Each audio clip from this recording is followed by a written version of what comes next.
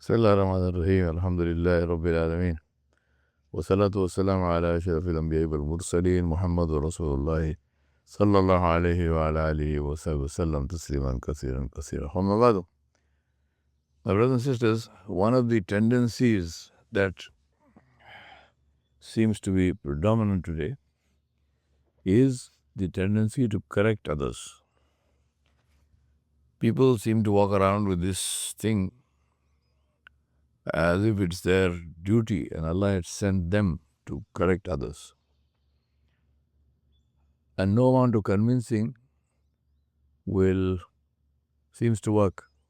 We try to tell them Allah subhanahu wa ta'ala sent us to correct ourselves, to improve ourselves, to make our own akhlaq better, to learn and practice this deen ourselves, not to correct others.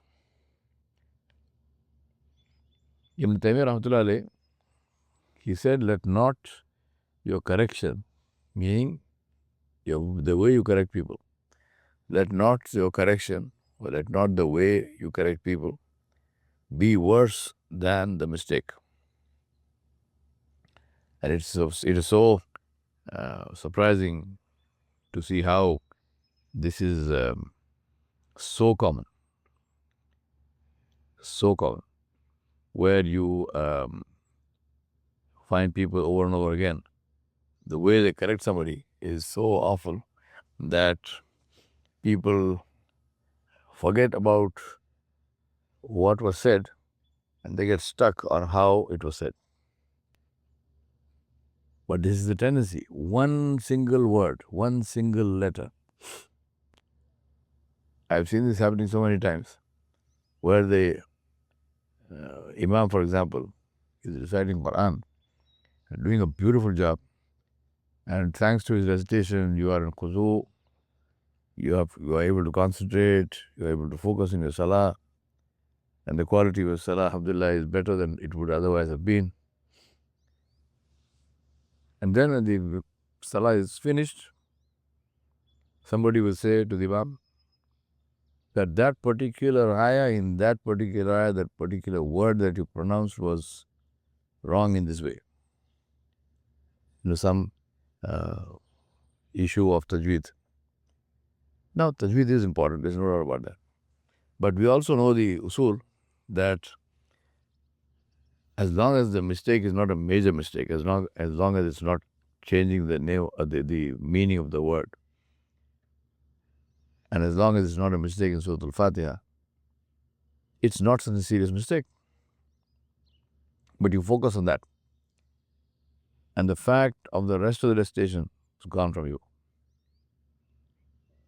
Anyone with any grace would have complimented the Qari on the beauty of the recitation. But no, we want to show that I know better, that I am, more knowledgeable than you, and so on and so on. May Allah have mercy. And many such examples of how people, in their enthusiasm, their correction is worse than the level of the mistake. Let me give you a beautiful example of how correction should be done.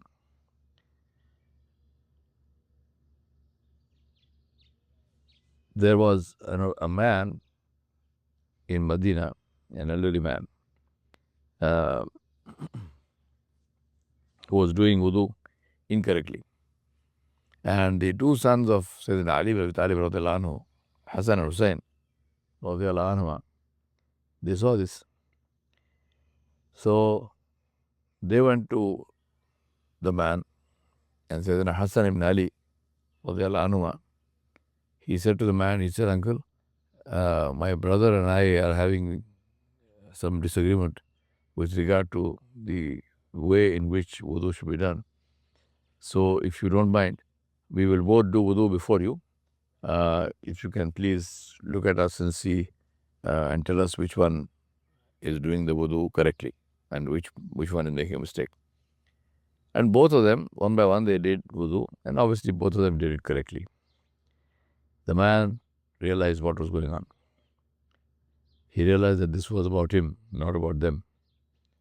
So he said to them when they finished, He said, you have both performed the wudu, wallahi, by Allah, both of you performed the wudu beautifully and correctly, and it was I who was mistaken. And he said, I thank you for your wisdom and your gentleness in teaching me. See, Allah subhanahu wa ta'ala, when He sent the ayat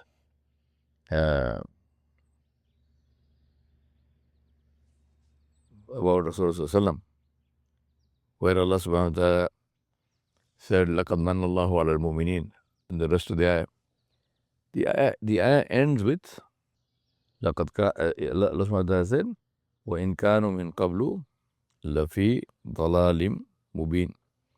Before that, they were in ignorance. They did not know anything. So remember, always when you get this urge to correct somebody, how you were or how you used to be before you got whatever this knowledge is. Because like they say, every saint has a past and every sinner has a future. And think about how you would have felt if somebody had corrected you harshly or in public. Even though what you say may be correct. I'm not disputing that. I'm not disputing that, what somebody tells you is wrong.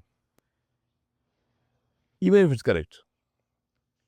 So before you launch off into this thing of, wanting to correct somebody, first of all, ask yourself one question, which is this really worth correcting? Is it something that really should be corrected?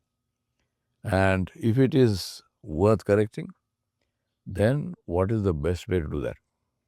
And do it in that best way.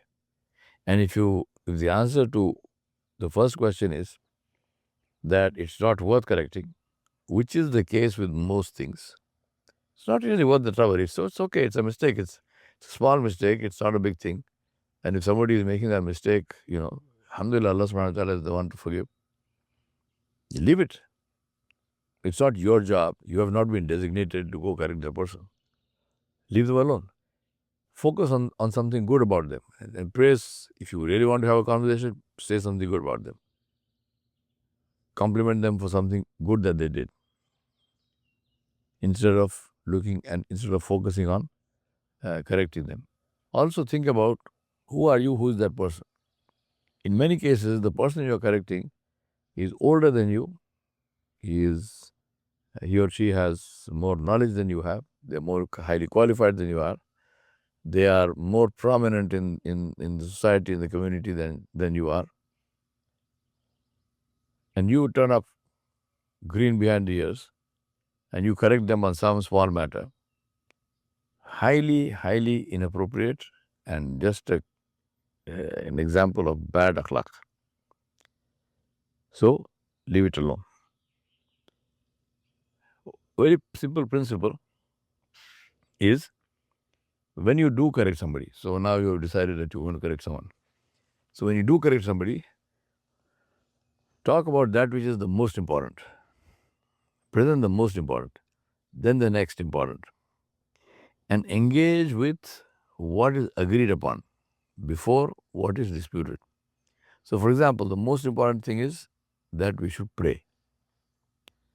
So imagine you're talking to somebody who should be coming to, say, Salatul Fajr in the masjid and does not come. So instead of launching off and saying, the one who doesn't pray in the masjid, his salah is not accepted, Rasulullah said, I will burn, or I wish I could have burned down the house of someone who does not pray in the masjid and with them inside the house, and so on and so on. Talk about the importance of salah. Talk about why praying on time is so important.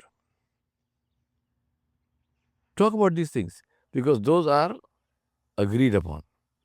Those are the most important. The salah is the rukun of Islam. It's a pillar of Islam.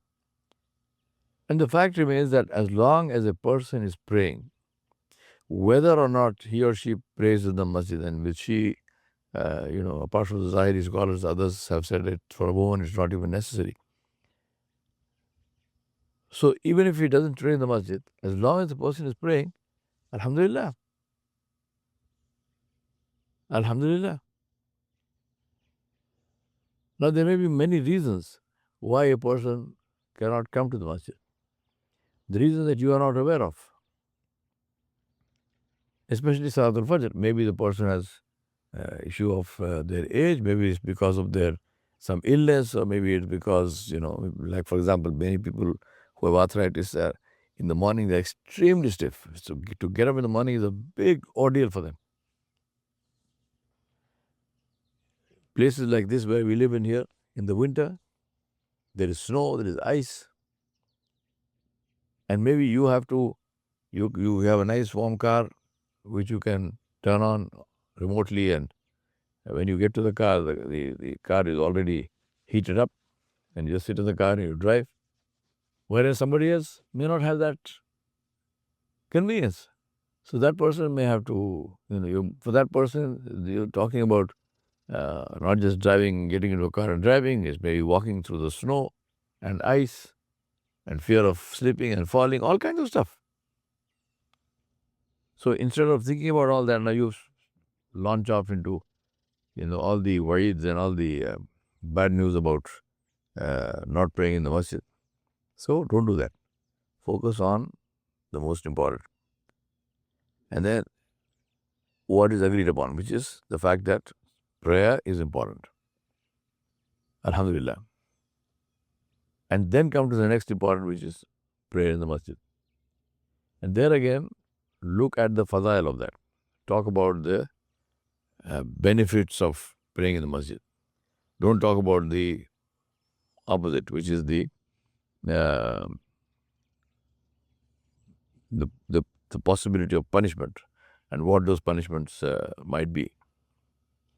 And this is the problem with a lot of people, that they talk only about matters of disagreement, dispute.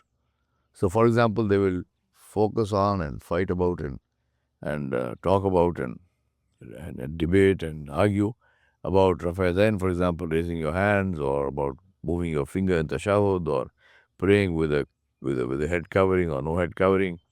All of this, right? Saying Ameen loudly or softly, saying Bismillah loudly or softly in Surah Al-Fatiha. All of this stuff and more, they will talk only about that. But agreed upon matters of Tawheed, of Fiqh, of Tafsir and Hadith, they have no clue. So don't do that. Learn the deen and focus on matters which are agreed upon. The fact of Tawheed, the fact of the danger of shirk, the danger of bid'at, the importance of hadith, as in learning them and applying them in our lives, not just talking about a hadith. Focus on that. Don't focus on things which are disputed and things which are where there are several opinions on the matter, and somebody takes one, somebody takes the other. Alhamdulillah, both are correct. It's very, very important for us to understand that among what is agreed upon is that monitoring yourself and reforming your heart before others is a principle of dawah. It's one of the most important principles of dawah, is monitor yourself and correct yourself before you try to correct others. In a hadith where about this matter, Rasulullah sallallahu alayhi wa alihi wa sallam, he told us that the example of the scholar who teaches people good but forgets himself is like a lamp that gives light to people but burns itself. So the difference also, to repeat, the example of a scholar or somebody who teaches others but doesn't apply the same thing on himself is like a lamp which may be giving light to others, but it's doing that by burning itself. Finally, Imam Shafi Rahmatullahi alayhi was invited to meet Harun Rashid, the Abbasi Khalifa. So when he went there, he was in the waiting room and waiting for the Khalifa to call him. When the person who took him there, he brought to Imam Shafi the tutor of the sons of Harun al-Rashid.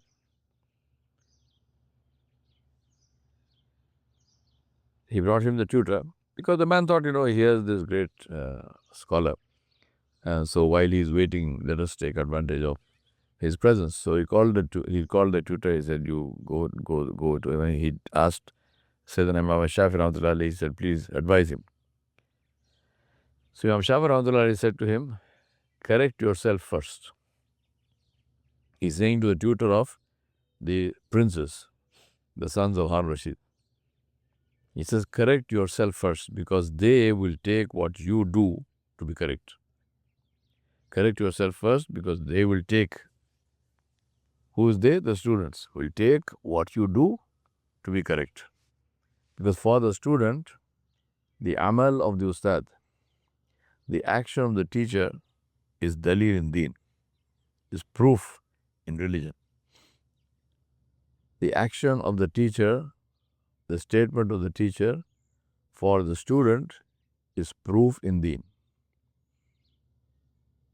I remember very clearly and distinctly once when I used to live in Hyderabad.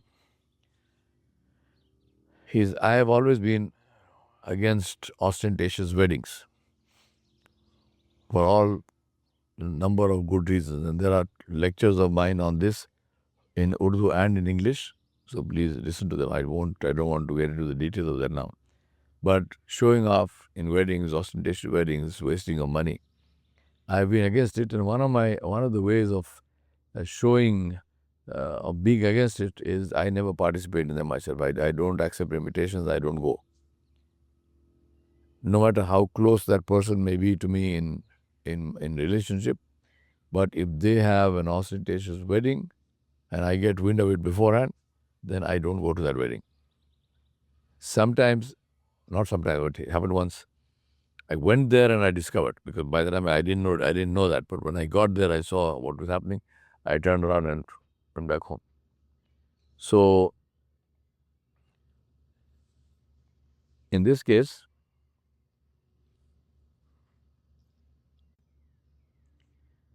so one day there was such a wedding and I was invited, and I, of course, had no intention of going. So one of my elderly relatives, he called me, he said, "I don't like to drive in the night, but I need to go to this wedding, so can I borrow your car and drive?" I said, "Sure."